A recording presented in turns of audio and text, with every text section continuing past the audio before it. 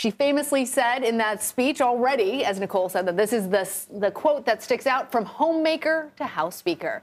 Nancy Pelosi says that she is stepping down as Democratic leader of the House. Speaker Pelosi making this announcement on the House floor earlier today. The Democratic representative from California became the first woman to serve as Speaker of the House back in 2007. She went on to lead House Democrats across 4 administrations. She says it's now time to hand the party over to the next generation of Democrats. There is no greater official honor for me than to stand on this floor and to speak for the people of San Francisco. This I will continue to do as a member of the House, speaking for the people of San Francisco, serving the great state of California, and defending our Constitution. And with great confidence in our caucus, I will not seek re-election to Democratic leadership in the next Congress. Let's bring in Scott McFarland, who I know is there on Capitol Hill, and listen to what we just heard there. She will not seek re-election to a leadership role, but she will stay on as a representative of her district in California. What struck you, Scott, from her remarks just now? Members of the California congressional delegation and some of the other House Democrats who've been around here a long time, a couple of things jump out at me. First of all, the symmetry. I was here the day she became Speaker of the House in January 2007, noting the seminal moment that was. There could be another seminal moment later today if Democrats opt to seek Hakeem Jeffries, the House caucus chair, or Jim Clyburn, the House Majority Whip, to be their next leader. That would be the next and first African-American to lead a U.S. House party here in the U.S. House of Representatives. So it could be a day of firsts later today, or when the votes actually happen in January or in December. All that being said, Nancy Pelosi underscored something at the end, that the biggest honor she's had in her time in the U.S. Congress is being the representative of the people of San Francisco, being their voice here at the Capitol. She will remain their voice here at the Capitol. There's some practical implications to that. She is obviously a very knowledgeable member of Congress, knows how to deliver constituent services, but also every vote is critical now. With such a narrow margin, there will be a full Democratic caucus when the new Congress takes over January 3rd. But there are historical implications that transcend the practical ones. The first and only woman to serve as U.S. House Speaker, the Speaker of the House who oversaw some of the seminal pieces of legislation of this most recent generation, from the Affordable Care Act to the Wall Street rescue in 2008, to the infrastructure plans and Inflation Reduction Acts of recent months, and to the impeachment of former President Trump, whose name she did not mention in those remarks, even though she mentioned 3 other U.S. presidents with whom she served: George W. Bush, Barack Obama, and Joe Biden. Lots to unpack here, but what happens immediately, is a bit of a scramble or a race for her position, setting the tone, perhaps setting the course for the next 5, 10, 20 years of House Democratic leadership. It really is such a historic change as we look, as you talk, Scott, about being back in 2007, seeing her take this mantle, and now the next stage of American democracy. And on that, I want to bring in CBS News senior White House and political correspondent Ed O'Keefe, who is outside of the White House. And, you know, I love a good historic reference. And one of the things that stood out for me was when she quoted Francis Scott Key, and she was saying that American voters turned out to repel the assault on democracy and gave proof through the night that our flag was still there. That was a message that we heard coming from the White House, from President Biden. How effective was that message, in fact, in propelling voters to the polls, and how will that set the stage in their ability to move forward working with Republicans?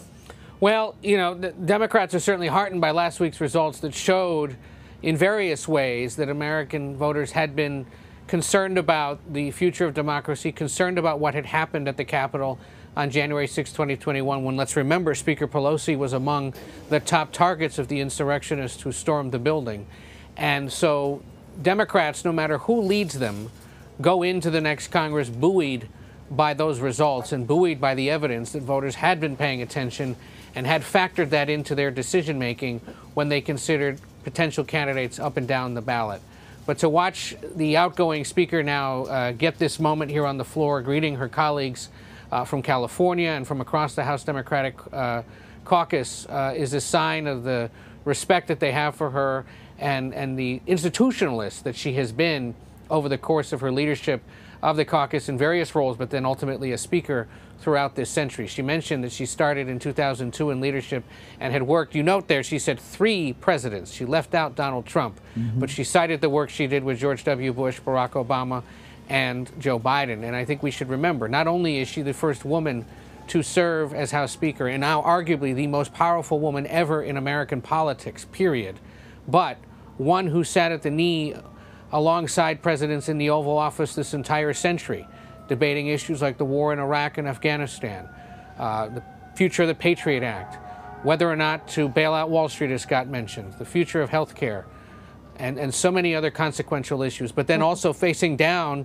her biggest political foe, Donald Trump, in that dramatic cabinet room meeting where she pointed her finger at him and stormed out and essentially further ripped the cleave between Democrats and Republicans here at the White House at the time, and she would say ultimately beat him back in the 2020 elections. And also notable that in this speech that not only quoted Francis Scott Key, but also Ecclesiastes and the prayer of St. Francis, she did signal she's staying in the House and she wants the next generation or a new generation of leadership to emerge to lead the caucus. That is an unmistakable signal to her colleague Steny Hoyer, who has served as her number 2 for most of the last 10 or 15 years, and James Clyburn, who has also served as their deputy, to step aside and to make way for that next generation. We'll see, as Scott said, over the course of today, what that makeup looks like. A mix of old and new, perhaps. You could see them perhaps giving Pelosi even some kind of emeritus status within the caucus, even as she continues serving San Francisco. That was an unmistakable signal that the party has changed, and those changes in diversity of all sorts needs to be reflected in its leadership. It's also an acknowledgement that across the Democratic Party there has been concern, opposition to the fact that it continues to be led by octogenarians. The president, who's about to turn 80, or septuagenarians, I should say. The president who's about to turn 80, the Speaker, Hoyer, and Clyburn are all north of 75. And they represent an increasingly diverse and far younger party that she was signaling here today needs to be better represented. Whoever leads the caucus will have the full support and coordination with this White House, which will await to see what they decide to do. We should point out, as we did at the beginning of all this coverage, the president did signal to her this week he would have liked to see Speaker Pelosi stay on as leader of the caucus. That won't happen. But by staying in Congress, she at least stays in the fight on the sidelines of it, perhaps a little more.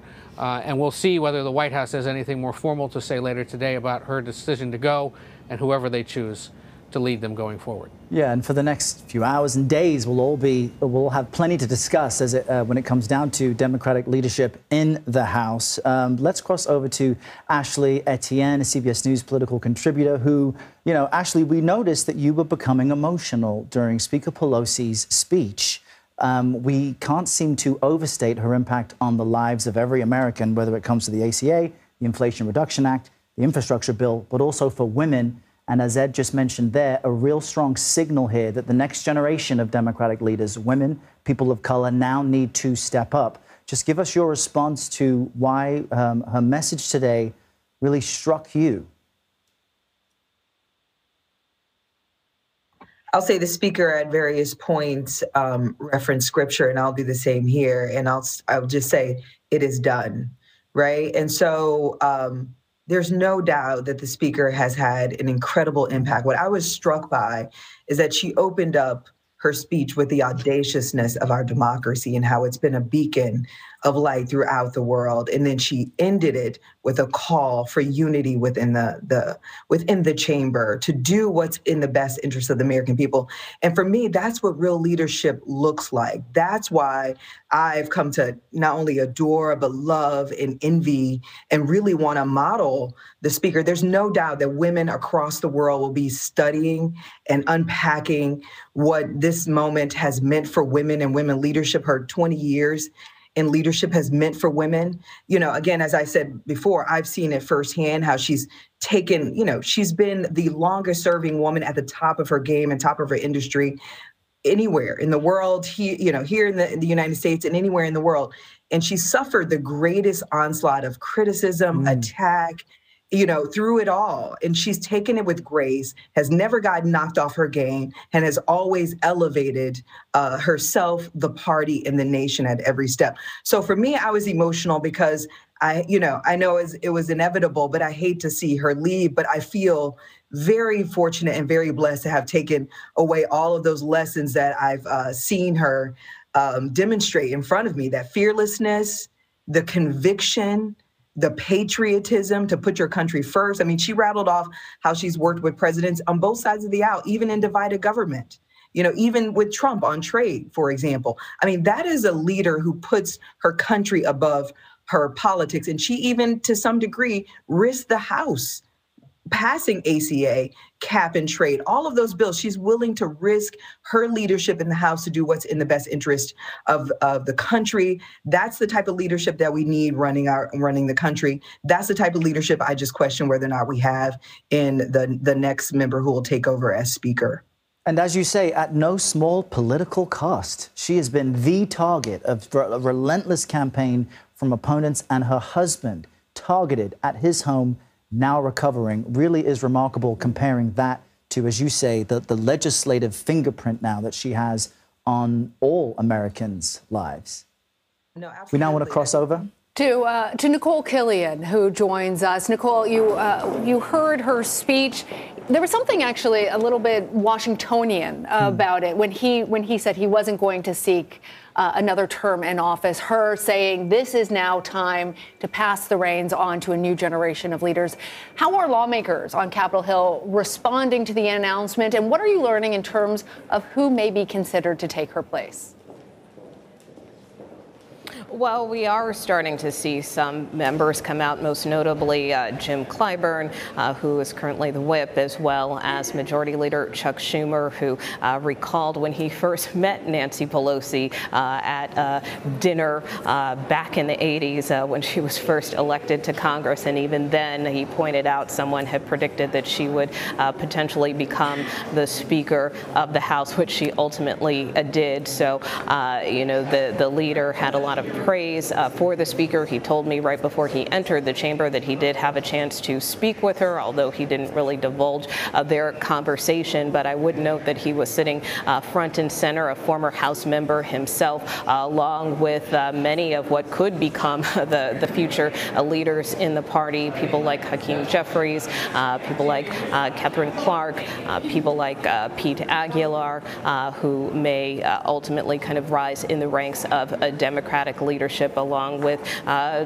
Whip Clyburn and Majority Leader Hoyer. They were all sitting together in the front row. I would also note that it was interesting that on the Democratic side of the chamber, of course, and you may have seen this on your screen, that it was quite full. On the Republican side, pretty empty, although I would note that the GOP whip, Steve Scalise, was in the chamber, along with a few members. We did not see Leader McCarthy, which I think is notable, considering he is now positioning himself to become the next Speaker of the House. And so one wonders what, if any, of those conversations might be like when the time comes to make that type of transition. But just as a goodwill, good faith effort, we did not see him in the chamber, but again did see his number two, Steve Scalise. I would also note what struck me as well is that, the Speaker made this reference to, I never thought that I would go from homemaker to House Speaker, which was probably, I think, the soundbite of the day. The Speaker has made clear that even as she carries this political weight